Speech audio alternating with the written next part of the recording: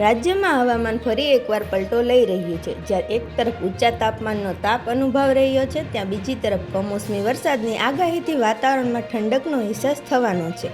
હવામાન વિભાગ મુજબ સાયક્લોનિક સર્ક્યુલેશન અને ટ્રક જેવી બે પ્રણાલીઓ સક્રિય બનતા ભેજવાળા પવનોના કારણે રાજ્યના અનેક વિસ્તારોમાં આગામી 24 કલાક દરમિયાન ગાજવીજ સાથે વરસાદ વરસી શકે છે। હવામાન વિભાગ દ્વારા રાજ્ય માટે આગામી 24 કલાકને ધ્યાનમાં રાખીને મહત્વપૂર્ણ આગાહી જાહેર કરવામાં આવી છે। હાલ રાજ્યના વાતાવરણમાં નોંધપાત્ર ફેરફાર જોવા મળી રહ્યો છે, જેના મુખ્ય કારણ તરીકે સાયક્લોનિક સર્ક્યુલેશન અને ટ્રક જેવી બે હવામાન પ્રણાલીઓ એકસાથે સક્રિય થવી ગણવામાં આવી રહી છે। આ બંને સિસ્ટમ સાથે ભેજયુક્ત પવનો ફૂંકાવાથી વાતાવરણમાં અચાનક પલટો આવ્યો છે। પરિણામે ગરમી વચ્ચે પણ કેટલાક વિસ્તારોમાં વરસાદી માહોલ સર્જાઈ શકે છે। ખાસ કરીને 11 મેના દિવસે કચ્છ, મોરબી, રાજકોટ, અમરેલી, ભાવનગર અને બોટાદ સહિતના વિસ્તારોમાં ગાજવીજ સાથે વરસાદ પડવાની પૂરી શક્યતા વ્યક્ત કરવામાં આવી છે।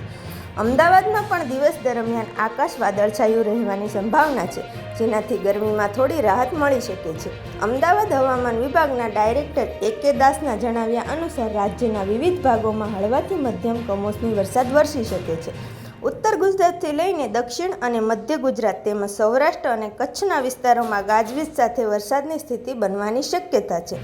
ખાસ કરીને અમરેલી, ભાવનગર, બોટાદ, મોરબી, રાજકોટ અને કચ્છ જિલ્લાના વરસાદનું પ્રમાણ વધુ રહેવાની સંભાવના દર્શાવવામાં આવી છે। બસ હાલ માટે એટલું જ મિત્રો। ફરી મળીએ નવી અપડેટ અને નવી ખબરો સાથે। ત્યાર પહેલાં અમારા વિડીયોને લાઇક, શેર અને સબસ્ક્રાઈબ કરો। બેલ આઇકન દબાવી દેજો, જેથી કરીને તમને નવી અપડેટ મળતી રહે।